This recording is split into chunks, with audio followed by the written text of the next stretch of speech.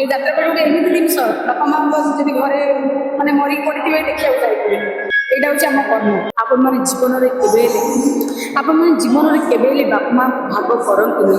କାହିଁକି ନା ବାପା ମା କେବଳ ସମ୍ପତ୍ତି ନୁହନ୍ତି, ବାପା ମା ହେଉଛନ୍ତି ଦେବତା ବି।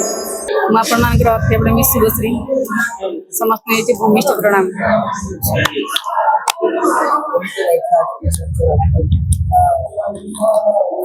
ଆଜି ନିଶାନ ସାରଥୀ ଆପଣମାନେ ତ କଲ୍ୟାଣୀ ଏଇଠି ସବୁ ବାଇକ୍ ନେଉଛନ୍ତି।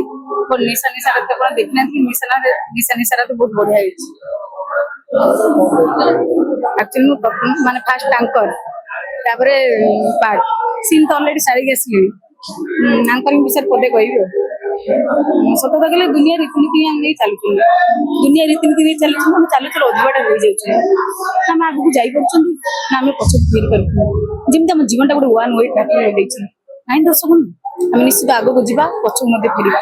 ସେଥିପାଇଁ ମୋର କହିବା କଥା ଦର୍ଶକ ବନ୍ଧୁ, ନୁହେଁ ସେ ମନ୍ଦିର, ନୁହେଁ ସେ ଦେଉଳ, ତାକଳରେ ରହିବା ପାଇଁ ସମସ୍ତେ ବିକଳ। ନୁହେଁ ସେ ମନ୍ଦିର, ନୁହେଁ ସେ ଦେଉଳ, ତାକଳରେ ରହିବା ପାଇଁ ସମସ୍ତେ ବିକଳ। ସେ ହଉଛନ୍ତି ମା। ଦର୍ଶକ ବନ୍ଧୁ, ଯଦି ଭଗବାନ ପରେ ଆଉ ଯଦି ପୂଜନୀୟ ଥାନ୍ତି, ସେ ହଉଛନ୍ତି ମା। କାହିଁକି ନା ସେ 10 ମାସ 10 ଦିନ ଗର୍ଭରେ ସନ୍ତାନ ରଖି ଏ ଦୁନିଆକୁ ସେ ଆଣିଥାଏ।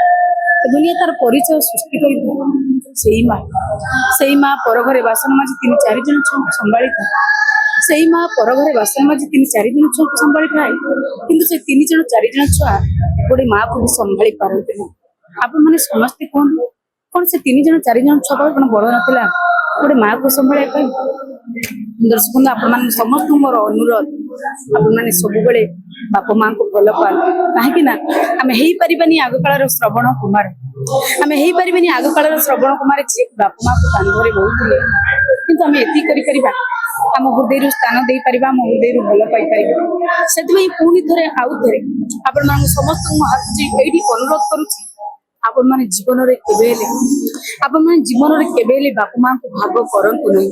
କାହିଁକି ନା ବାପା ମା କେବଳ ସମ୍ପତ୍ତି ନୁହନ୍ତି, ବାପା ମା ହେଉଛନ୍ତି ଦେବତା ବି। ସୋ ପ୍ଲିଜ୍ ଆପଣମାନେ ସବୁବେଳେ ବାପା ମାଙ୍କୁ ଭଲ ପାଆନ୍ତୁ।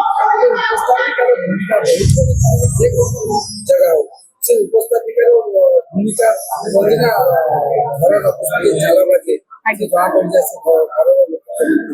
ଠିକ ସେଇଭଳି ଆପଣ ଯାତ୍ରା ଯେତେବେଳେ ଆପଣଙ୍କ ଆରମ୍ଭ ହେଇଥାଏ କି ଯାତ୍ରା କେମିତି ଥାଏ, ସେଇଟା ଆପଣ କେମିତି କରନ୍ତି? ଆକ୍ଚୁଆଲି ସତ କଥା କହିବାକୁ ଗଲେ ଗୋଟେ ନାଟକର ଗୋଟେ ଡିରେକ୍ଟର ଥାଏ, ଗୋଟେ ରାଇଟର ଥାଏ। ଗୋଟେ ଡ୍ୟାନ୍ସ ଶିଖିବା ପାଇଁ ହେଲେ ବି ଗୋଟେ ଷ୍ଟାର ଥାନ୍ତି। ଯେକୌଣସି କାମ ପାଇଁ ଗୋଟେ ରାଇଟର, ଗୋଟେ ଡିରେକ୍ଟର, ସବୁ କାମ ପାଇଁ ଗୁରୁ ଥାଏ। ଯେକୌଣସି କାମ ପାଇଁ ଗୁରୁର ଆବଶ୍ୟକତା ଥାଏ। କିନ୍ତୁ ଆଙ୍କରି ଗୋଟେ ଏମିତି ଜିନିଷ ନା ଆମକୁ କିଏ ଶିଖାନ୍ତି। ଆମେ ନିଜେ ରାଇଟର, ଆମେ ନିଜେ ହିଁ ଡିରେକ୍ଟର।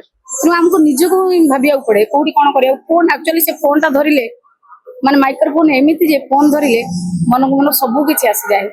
ଏମିତି କୋଉ ସମୟ ହେଇଛି ଯେତେବେଳେ ଆପଣଙ୍କର ଗୋଟେ ଏମିତି ଘଟଣା ଘଟି ଯାଇଥିବ, କିନ୍ତୁ ଆପଣ ଷ୍ଟେଜରେ କିନ୍ତୁ ଆପଣ ସେ ଘଟଣାକୁ ଭୁଲିକି ଆପଣ ସେଇ ଷ୍ଟେଜରେ ସେଇ ଆପଣ ଆଙ୍କରିଂ ଲାଇନ୍ ନେଇଛନ୍ତି? ହଁ, ସେମିତି ଘଟଣା ଗୋଟେ ଘଟିଛି ମୋ ଲାଇଫରେ। ତ କେବେ ସେମିତି ଘଟି ନଥିଲା।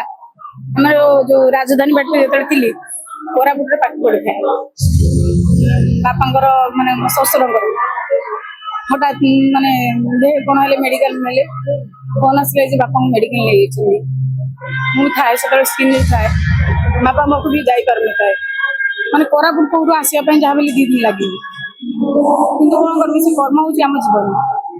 ତେଣୁ ଦୁଃଖ କଥା ଜାଣିଲେ ବି ଆମେ ଯାଇପାରୁନା। ଏ ଯାତ୍ରାଟା ଗୋଟେ ଏମିତି ଜିନିଷ, ବାପା ମା ଯଦି ଘରେ ମାନେ ମରିକି ପଡିଥିବେ ଦେଖିବାକୁ ଯାଇପାରିବେ। ଏଇଟା ହଉଛି ଆମ କର୍ମ। କେବଳ ଆପଣମାନେ ଦର୍ଶକ ମାନଙ୍କୁ ଖୁସି କରିବା ପାଇଁ ଆମେ କର୍ମ ଚାଲୁ। ଆମେ ଏତେ ସମୟ ଭିତରେ ଆପଣଙ୍କର ପ୍ରତିକ୍ରିୟା ନେଉଛୁ, ଆପଣ 2ଟି କଥା ସବୁବେଳେ ଉଠେଇଥାନ୍ତି। ବାପା ମା, ଆପଣଙ୍କୁ ଲାଗୁଛି ଏମିତି କିଛି ଘଟଣା ଅଛି ଯେ ଆପଣ ତାଙ୍କ ପାଇଁ ସବୁ କିଛି ତାଙ୍କୁ ହିଁ ଭୁଲିପାରିବେ? ହଁ, ସତ କଥା ହୁଏ। ଏ ଦେହ, ମନ, ଶରୀର ସବୁ କିଛି ବାପା ମା ଗଢିଛନ୍ତି। ଆମେ ଏଇ ପୃଥିବୀ ଆସୁଛୁ, ଆମ ବାପା ମା ଆଣିଛନ୍ତି। ବାପା ମା ଗତି ନାହିଁ।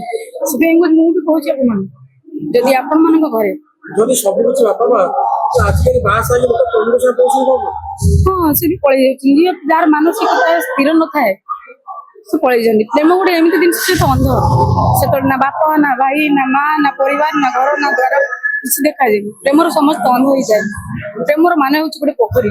ସମସ୍ତେ ଯେତେବେଳେ ମାନେ ମୁଁ ଭଲ ପାଉଛି ଜଣକୁ, ମୋ ପ୍ରେମିକ ମତେ ଡାକି ଏଠି ଆସ ମୁଁ ସେଠିକି ଯିବି ମୁଁ ସେଠି ଜାଣିନି ଯେ ସେଠି କଣ ଅଛି ନା ପୋଖରୀ ଅଛି ନା ନଈ ଅଛି କିନ୍ତୁ ମୋର ଯିବାକୁ ହୁଏ କାହିଁକି ନା ପ୍ରେମର ମାନ ତ ହଉଛି ଅନ୍ଧ ନା ତାହେଲେ ବାପା ମା ପ୍ରେମ ହୁଅନ୍ତୁ କଣ ପ୍ରେମିକ ପ୍ରେମଟା ନା ନା ବାପା ମାଙ୍କୁ ଯିଏ ବା ବୁଝିନି ଯେ ମାନସିକତାର ମାନେ ମାନସିକ ସ୍ଥିର ନଥାଏ ଯେ ବୁଝି ନଥାଏ ବାପା ମାର ମୂଲ୍ୟ କଣ ସେ ସେତେବେଳେ ପ୍ରେମ ବୋଲିକି ଅନ୍ଧ ଭାବିକି ପଳେଇ ଯାଆନ୍ତି କିନ୍ତୁ ମୁଁ ବୁଝିଛି ବାପା ମାର ମୂଲ୍ୟ କଣ